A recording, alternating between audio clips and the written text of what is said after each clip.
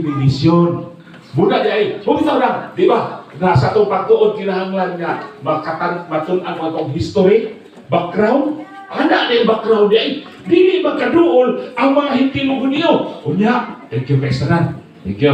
Dili na sa hintil ha? Dili na sa hintil ha? Sample ito. Unya, ako, hudiyo ko. Magdala ko bangko.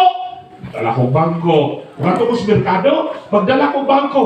Paikal, pagkaabot sa merkado, di ko patakag-lingkod.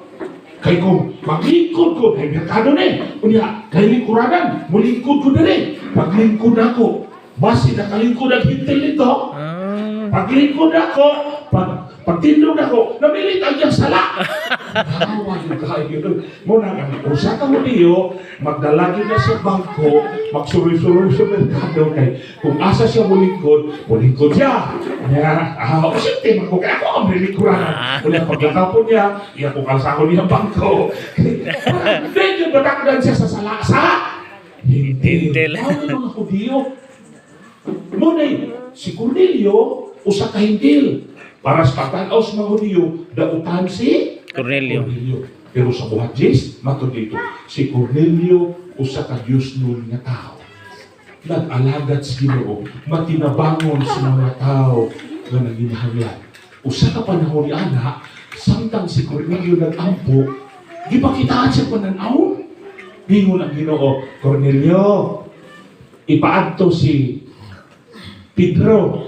Si Pedro, tuan ang puyo sa balay po ni Pedro nga magtitinag pangit. Ipakuha siya. Busa, pagbang, pagmatari. Nag-ampo to sa Cornelio. Pag-amin niya, nakita siya mga tao nga Diyos nun. Duha ka sundalo nga Diyos nun o iyang ulipon. Pila sila tanan? Tulo. Iyang isugo, nga muadto nito sa dapit, nga tuwa si Pedro nga magtitinag panit, nga naapod si Pedro nagpuyo, nagsaka.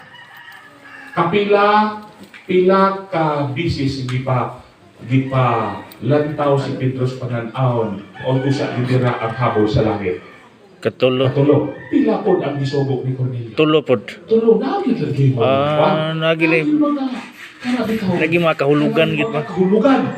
Diya samtang nga malandong si Pedro, unsay kahulugan? Ingon ang Espiritu. Pedro, naitulo ka tawo akong gisugok. Ayaw pagpangot ko pag-ubaniya. Diya kay hapon naman to. Nangatulog sa sila. Pagkasayos buntag, nang lakaw sila, kay mungato na sila sa balay ni Cornelio. Si Cornelio po, hintil siya, gitingkong niya tanang mga palintin niya. Iyang mga uyuan, iyang mga iyaan, iyang mga igagaw, iyang ginikanan, gitingkong niya dito silang balay. Ngayon, taod-taod, nagkaduol na si Pedro, nanuktok na si Pedro. Ayo! Kauban ni Pedro, kung tulog ka mga Diyos nun po ng mga duha ka sundalo o sa kaulipon. Pag-abli yun ni Cornelio, kung sa gibuhat ni Cornelio. Pag-abli yun ni Spoltan, kung sa may gila ni Cornelio. Pinanay sugihan.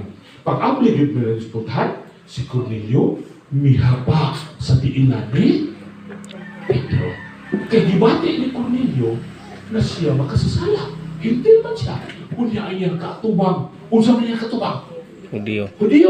Di, murag mas labaw ni sa kuwa. Kay Hudiyo ni, matarong ni, natao si Jesus sa ilaha. Unya ako, dautan ko, makasasala ko.